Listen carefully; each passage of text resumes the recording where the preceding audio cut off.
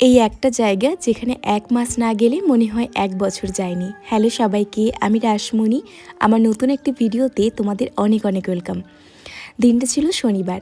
আমি যেহেতু প্রত্যেক রবিবার করে কোথাও না কোথাও একটু ঘুরতে বেরোই, বাট এই মাসটাতে মানে নভেম্বর মাসে আমার সেরকম কোথাও যাওয়া হয়নি। প্রত্যেকটা রবিবার কোনো না কোনো কারণে আমার যাওয়াটা বন্ধ হয়ে গিয়েছে। তাই ডিসেম্বর মাসের ফার্স্ট শনিবার আমি আমার বর্মশাইকে বললাম, আমাকে নিয়ে চলো, আমার আর ভালো লাগছে না। আমি একটুখানি যদি ঘুরে না আসতে পারি বাড়ি থেকে, তাহলে আমার আর মন বসবে না। বর্মশাই আমাকে ১৫ মিনিট সময় দিয়েছে বেরোনোর জন্য, আর আমি আর কি তাড়াহুড়ো করে রেডি হয়ে নিয়েছি বাবার বাড়ি যাওয়ার জন্য। কোনো রকম সাজগোজ নেই, আজকে জাস্ট শাড়িটা বাইরে ছিল তো আমি ভাবলাম এটাই পরে নিই, তো পরে নিয়েছি। আর যেহেতু বিকেলে যাচ্ছিলাম, হালকা হালকা ঠান্ডাও ছিল। যাওয়ার পথে এই রাস্তাটার দু সাইড আমার ভীষণ ভালো লাগে। যখন ধান রোয়া থাকে তখন আমি এখানে দাঁড়িয়ে ফটো তুলি, আবার যখন দেখছি দু সাইডের ধানগুলো পেকে গিয়েছে, সোনালি লাগছে, খুব সুন্দর লাগছে, তো দুটো দাঁড়িয়ে ফটো ভিডিও করলাম, তারপরে আবার চলে আসি। মহিষাদল এসে আমি বর্মশাইকে বললাম, প্রায় সন্ধে হয়ে এসেছে, এখন আর আমি যাব না, আমি দাঁড়িয়ে যাচ্ছি, মানে ওয়েট করে যাচ্ছি তোমার সাথে, একসাথে আমরা যাব। ও আমাকে দিয়ে আবার আসবে বলেছিল, তাই আমি ওকে বললাম দিয়ে আর আসতে হবে না, একসাথেই বরং একটু রাত্রের দিকে যাব। যেহেতু দোকানে একটু কাজ ছিল, তার জন্য আমাদের অনেকটা লেট হয়ে যায়। আমরা বেরিয়েছিলাম 6:30 7টার দিকে। ঘুগনি মুড়ি মানে আমার খুব খিদে লাগছিল, তাই ও বললো চলো একটু ঘুগনি মুড়ি খেয়ে নিই।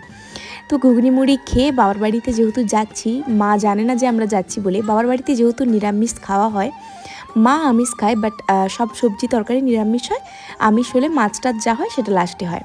এভাবেই আমি আমার ছোটোবেলা থেকে অভ্যস্ত, বাবা নিরামিষ খায় যেহেতু, তো আমরা নিরামিষ তো খাই। মা যেহেতু মাছ মাংসটা আমরা গেলে হয়, না হলে হয় না, মা একা খায় না। তো আমি হঠাৎ করেই ভাবলাম যে চিকেন নিয়ে যাই, তাহলে মাও একটু খাবে, আমরাও একসাথে খাবো। তো সেই জন্য চিকেন নিয়ে গিয়ে মাকে যখন তাড়াহুড়ো করে ডাকি মা মা করে, কারণ মা তো জানেই না আজকে যাব বলে, বাবাকে বলেছিলাম রবিবার যাবো, বাট শনিবার রাতে পৌঁছে গিয়েছি।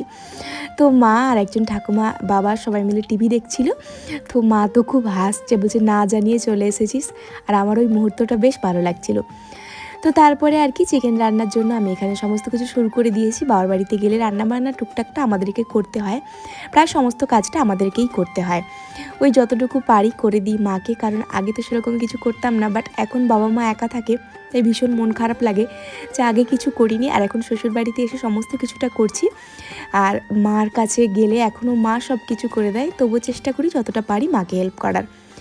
বিয়ের পরে যখন শ্বশুর বাড়িতে সব করি, তখন মনে হয় মাকে যদি তখন একটু হেল্প করে দিতে পারতাম, বাট তখন পড়াতে যাওয়া, নিজের পড়া সব কিছু নিয়ে ব্যস্ত থাকতাম, তো তাই মাই সবটা করে দিত, আর যতটা পারতাম করতাম। বাট এখনও গিয়ে চেষ্টা করি যতটা পারি করার, সেরকম কোথা না বেরিয়ে মার সাথে গল্প করার, মার সাথে টাইম স্পেন্ড করার সবসময়ই চেষ্টা করি।